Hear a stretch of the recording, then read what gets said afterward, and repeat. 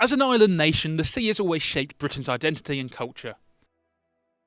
It has protected and provided in equal measure, while also fueling centuries of ambition. Our first line of defence in our darkest hours, the sea also carried explorers to new lands, opened trade with distant shores, and projected British influence far beyond home waters. As that influence expanded, defending far-flung outposts and vital sea lanes became essential. A powerful, highly organised navy grew into a core part of Britain's identity, inspiring pride at home and caution abroad among those who challenged its dominance. Just as the sea shielded Britain from invasion, it also gave the nation the means to defend itself. The wooden warships of the Age of Sail eventually gave way to the steel giants of the Dreadnought era. Britain's navy power stood unmatched, and these floating fortresses were as much statements of industrial and technological might as they were weapons of war.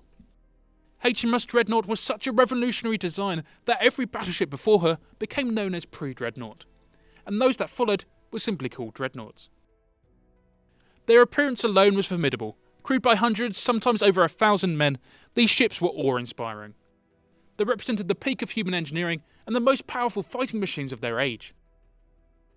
Unsurprisingly, they captured the public imagination and became popular modelling subjects, which brings us neatly to this vintage classic release. In 1910, the Royal Navy moved from building 10-inch gun dreadnoughts to the more powerful Orion class, armed with 13.5-inch guns. These were followed by the King George V class, larger ships based on the same successful design. Then came the Iron Duke class. Ordered in 1912, these 4 super dreadnoughts were similar in size and main armament to the King George V class, but featured improved secondary armaments. 10 6-inch guns in casemates were added specifically to counter the growing threat of U-boats. Their displacement was around 25,000 tons at launch, increasing over time as extra armour and equipment were added. Powered by 18 coal-fired boilers driving 4 propellers, they could reach just over 21 knots and would be the last coal-powered British battleships. Iron Duke and Marlborough were built in Royal Dockyards and laid down in January 1912, launching only 9 months later. Their sisters Benbow and Emperor of India were constructed in commercial yards, where industrial action delayed their launch by almost a year. All 4 entered service in 1914 and were the most advanced ships in the Royal Navy at the outbreak of the First World War. After the war began, the Home Fleet became the Grand Fleet, with HMS Iron Duke serving as a flagship under Admiral John Jellicoe. For long periods she continued patrols, gunnery exercise and refits, acting as a powerful deterrent rather than seeing constant combat. In January 1916, Iron Duke collided with the tanker Prudentia during a storm at Scapa Flow. Iron Duke was undamaged, but Prudentia later sank.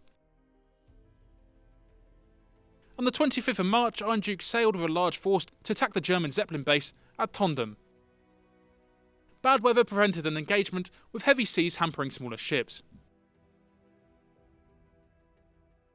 Through early 1916, both British and German fleets manoeuvred cautiously, probing for advantage. A decisive clash seemed inevitable. By mid-1916, Britain's naval blockade was hurting Germany. The German High Seas Fleet sought a decisive victory to weaken the Grand Fleet and break the blockade. At the end of May, both sides sailed for what became the Battle of Jutland. The German plan aimed to lure part of the British fleet into a trap. However, British codebreakers had intercepted German communications, and the main Grand Fleet was already at sea. Early in the battle, British battle cruisers suffered heavy losses. HMS Indefeatable and HMS Queen Mary were destroyed by magazine explosions. The situation changed when Jellicoe arrived with the main fleet, including Iron Duke. Jellicoe deployed his ships in a tactically superior position, bringing maximum firepower to bear. Iron Duke's gunnery was later described as outstanding, scoring multiple hits on German ships. As darkness fell, German destroyers launched torpedo attacks, allowing the battered German fleet to disengage. Both sides withdrew during the night.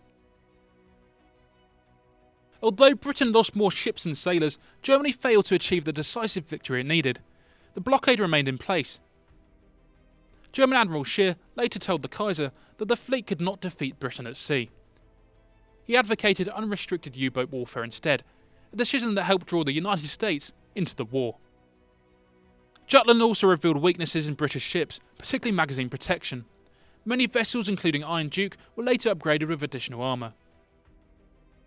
In 1917 she ceased to be fleet flagship and later had aircraft launch platforms fitted to her B and Q turrets. Following the war she served as a flagship of the Mediterranean Fleet before becoming a training ship with the Atlantic Fleet. The 1930 London Naval Treaty required the Iron Duke class to be scrapped or demilitarised. Iron Duke was stripped of much of her armour and armament, leaving her unfit for frontline combat. At the outbreak of the Second World War, Iron Duke was stationed at Scapa Flow as a depot ship and anti-aircraft platform.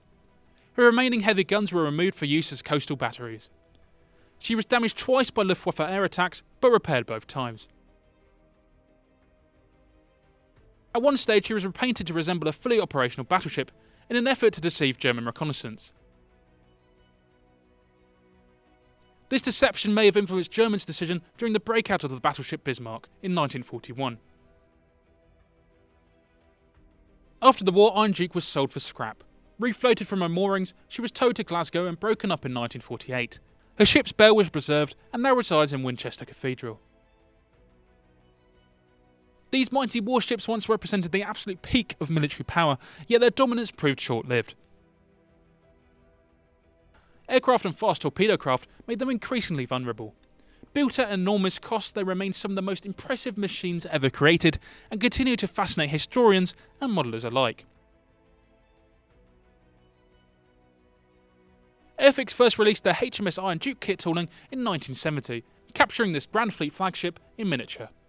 Today, in the Vintage Classics range, it stands as a tribute not only to a remarkable warship, but to the era when steel giants ruled the seas.